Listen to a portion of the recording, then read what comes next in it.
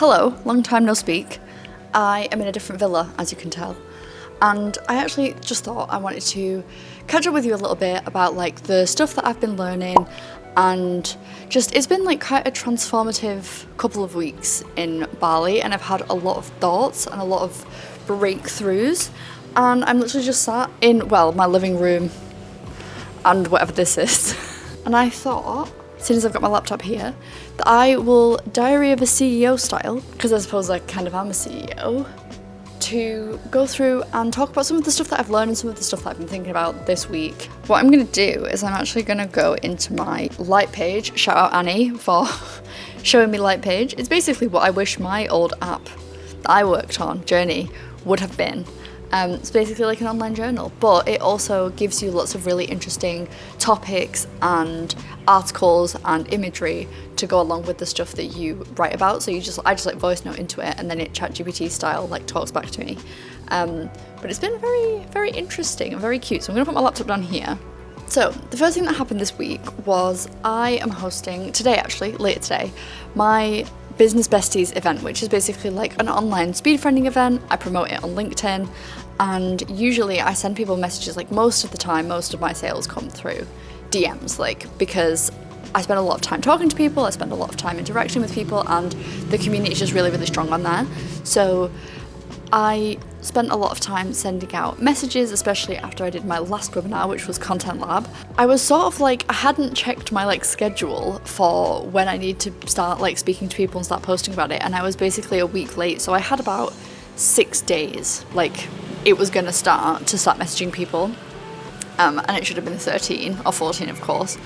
And I could definitely tell that it was too late for people to be able to fit it into their calendars, which was such a shame, because that has ended up, like it started as just like a fun little thing that I was doing, but it's ended up to be quite the lead magnet slash, funnel into the club. Usually like at least one person will join the club after they've been to a Business Besties event, because they're so fun. Getting a lot of rejections and a lot of no's was really difficult. It sort of like made me lose faith a little bit in Business Besties, even though it does so well and people love it so much, just because of the reactions that I was getting. Ultimately, I realized how much of an effect it was having on my like mindset and my mental health, like being like getting all of these rejections, people being like, oh, I'm sorry I can't make it, or like whatever. I was walking along the beach and I was thinking like, why am I so like sad about this? Like it's getting me down, it's all I can think about. The next morning I was like, I'm gonna forget about it, I'm not gonna think about it. And then the next morning I got some really good news in my business, and I was like, oh my god, I'm on top of the world, this is great, this is just incredible, like I'm the shit, basically. And then within that same 10-minute span, I saw an opportunity that I'd missed that I really regretted. So my mood, even though I'd had like the most incredible morning up until that point, my mood was just tanked. And I was like, I can't keep doing this, feeling negative when my business isn't going well. And I realized that it actually started with one mistake. I've been making this mistake the entire time in my business. Something that Derek Sivers said ages ago. I think it was actually on a podcast. I keep saying that I read it, but I think I heard it on a podcast. He was talking about like your public image, or like, like online comments basically. He was saying that if you allow online comments to inflate your ego, then you're actually giving permission to the negative comments to also mean something about you, right?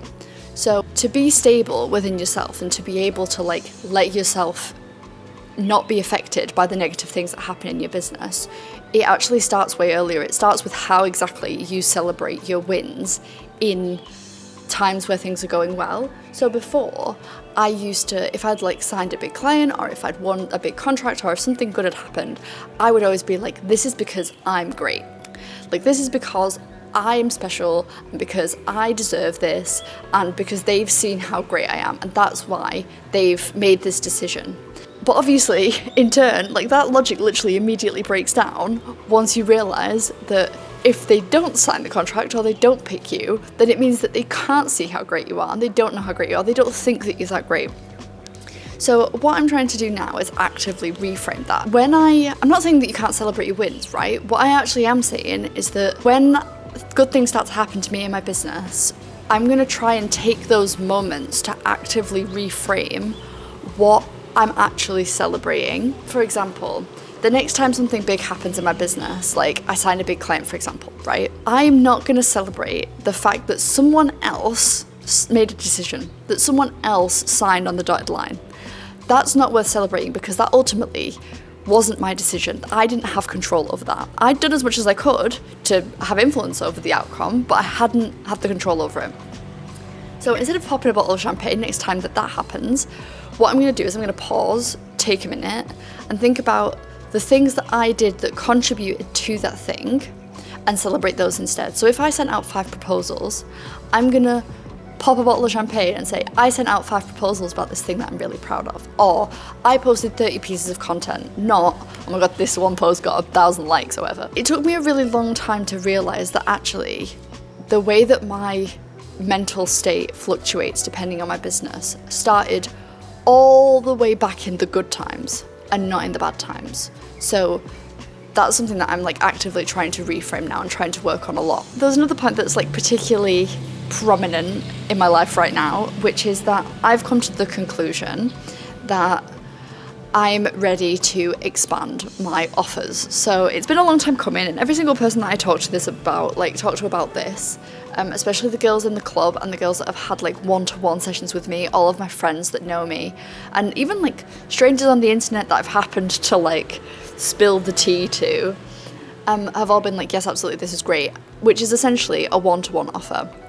So I've had probably over like 100 one-to-ones in the time that I've been running Journey Girls Club, and I've noticed that there isn't much room for me to grow in the way that I'm doing them right now. And what I really, really want to get stuck into is creating more focused containers for female founders, like solo, like on their own, to go through a process of making their ideas real. And I think that to be able to really fully sell that, I want to step into that just a little bit more. I feel like I have in so many ways. Like the last 2 businesses that I built were messy as fuck. Like they were so, like, there was no plan, there was no big reveal, there was nothing. It was just me and a PDF and a dream and talking to loads of people about it and wondering how it would work. But it went from idea to brand to talked about to launched and sold out within like 6 weeks. Now, I'm not saying I'm going to do that for someone else, but I do want to create like a 3-month container, a 3-month, not program, but like basically 3 months of me working with someone directly to take their idea, the idea that is on their mind all the time, that they can't stop thinking about, that they've been dreaming about, literally that is in their dreams, that's how much they're thinking about it, into reality within 3 months, for them to stop putting it off, for them to start like holding themselves accountable and really like owning up and acting up to their true potential. And obviously with all of my experience in not only mindset, but just in branding, in personal branding, in strategy, in just everything, I feel like there's so much value that I can offer there. And I think I just got to a point with the one-to-ones that I'm doing in the club where every single time I'm doing one, someone is like, you've absolutely changed my perspective. Like, this has absolutely changed the way that I feel. Like, this has taken me to an entirely new level. And it happens so many times that essentially, like, at this point, I've become angry at myself that I've not made this sooner, that I've not created it sooner. And I think that that's a really good point to have got to, because I'm basically now at that exact point where I'm becoming my best case study. Like, I've now become a female founder that is successful enough in her business to want to add a new offer to her like range, to add a new string to her bow. It's almost like a bit agitating, the fact that you've been thinking about this for so long and you're so excited about it, but you've just not got like all of the brain space and all of the free like focus. You've not got someone focused on you and what you want because you're so busy delivering all the time. So that's what I'm trying to do right now, is like I'm trying to free up as much of my time as possible so that I can hopefully document. I think I really should do this, document the entire process of me coming up with this idea and doing it, because I think you just reach a point, especially when you're a solo founder, where you like, this idea cannot be sat on any longer. Like, I can't afford to wait on it and to talk myself out of it and to, you know, just put it off to the side. And I think that for most people, they're clear, especially for business owners, like for female founders that are already high agency, that already do the thing. I think it just becomes a case of honouring that and owning up to that space and being like, okay, I'm committing to this now, and I need to commit to it myself, and I need to commit to, oh, you know, am I going to do it? Am I not going to do it? Like, and I think that my approach is so much more action orientated. Like, I think we forget sometimes that experiencing fear does not automatically remove the function of both of your arms. And I think that is like, because I see so many people, especially female founders, that, you know, we've been convinced that there's all of these mindset things and all of these things about ourselves that we need to fix at the root before we're allowed to take action. Like, and I think that being left alone to take the action is what makes us feel like we're not good enough to be able to handle it on our own. Like, I feel like there's this point where I've seen so many people do coaching where it's like every single time they're just talking about their mindset blocks. And I think that at some point you have to realize that you can have a mindset block and still take the action.